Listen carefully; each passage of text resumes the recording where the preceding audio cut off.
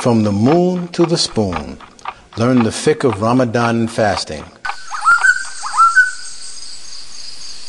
Bismillah ar-Rahman ar-Rahim. Alhamdulillah wahdahu. Wassalatu wassalam ala man la nabiyya ba'd. Amma ba'd. The next session is about the moon sighting. And the moon is something that Allah Azza wa Jal has mentioned in the Quran. We have a surah entitled Al-Qamar, which is the moon. And we know Allah Azza wa Jal swore by the moon by saying, وَالْقَمَرِ إِذَا تَلَاهَا, but by the moon when it follows, meaning the sun. And we know that the Arabs in the time of the Prophet Muhammad ﷺ, they were interested about the moon or the new moon in particular. As Allah Azza wa Jal said, يَسْأَلُونَكَ عَنِ الْأَهِلَّةِ, they ask you about the crescent or the new moons. قُلْ هِيَ مَوَاقِيتُ لِلنَّاسِ وَالْحَجِّ, say to them that it's a appointed time or a way to determine time for the people and for Hajj. So the moon is important for us as well in the Sharia because that is how a month begins. Especially we're interested about the beginning of the month of Ramadan, as we all know that the Sharia follows the lunar calendar instead of the solar calendar. Now the beginning of Ramadan, this session is going to be a more of a fiqh session. The beginning of Ramadan, how do we determine the beginning of Ramadan? How does a month actually begin? We have various opinions from various people. The first opinion is that we should start Ramadan by astronomical calculation. That basically, through astronomical calculation, we know exactly when the moon will be born.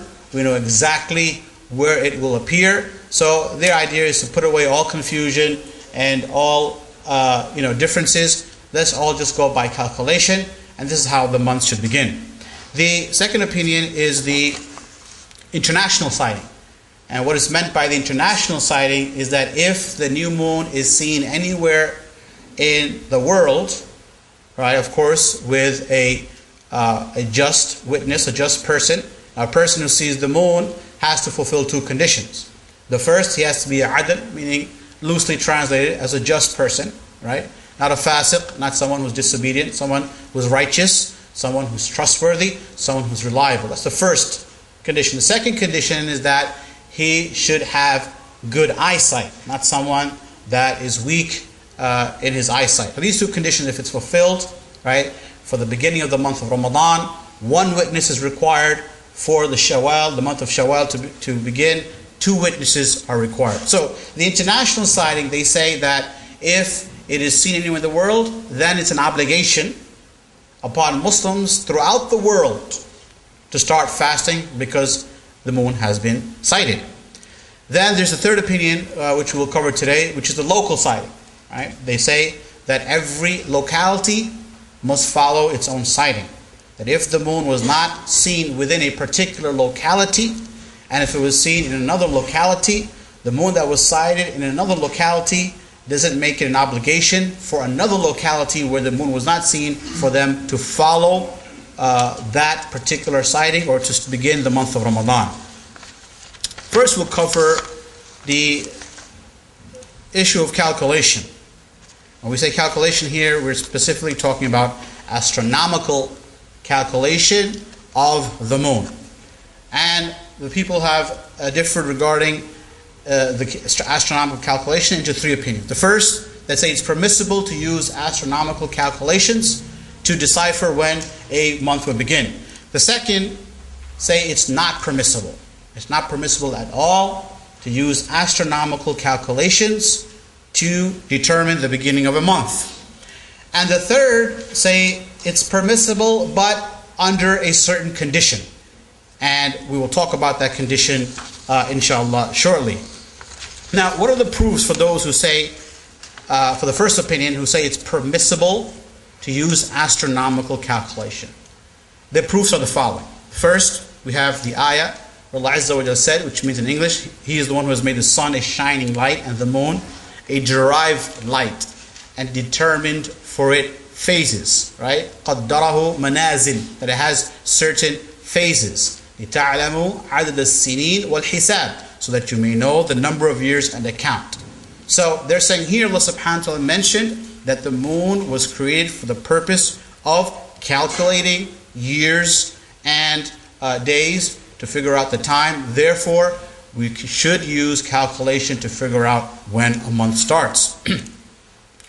Also, we have the hadith, the ayah where we mentioned earlier, يَسْأَلُونَكَ عَنِ الْأَهِلَّةِ, they ask you about the new moons, and the response came from Allah. Tell them, هِيَ مَوَاقِيت, that they are measurements of time, لِلنَّاسِ وَالْحَجِّ, for the people and for Hajj. It's a measurement of time for people, meaning they know when the month starts, when Ramadan begins. It's a measurement of time for people, meaning according to that, a woman is going to calculate her the iddah. It's going to calculate the iddah, right? A period, if a woman is going through a divorce, she has to go through an iddah. That iddah is not calculated by the solar calendar, but it has to be calculated by the lunar calendar, right? Also, the lunar calendar is used to calculate financial matters, right? When a debt is owed, if we say 1 month, then a month in the Sharia, as the Prophet Muhammad said, a month is either 29 or 30 days. Whereas in the solar calendar, we have a month that is either 30 or 31 days, or in a leap year, we have February as 28. So they say these two ayats prove it's permissible to use calculation. Further, they use the hadith of the Prophet Muhammad sallallahu alaihi wasallam, where the Prophet sallallahu said, إِذَا رَأَيْتُمُ الْهِلَالَ فَصُومُوا, if you see the hilal, the new moon, then fast. وَإِذَا رَأَيْتُمُوهُ, if you see it, then break the fast. فَإِنْ غُمَّ عَلَيْكُمْ, if for some reason the new moon is concealed, فَقْدُرُوا لَهُ, then calculate it. So here they use the translating the word فَقْدُرُوا, right? قَدَرَ in Arabic can mean to estimate, to count, or even to calculate. So they're translating it, I'm giving their translation.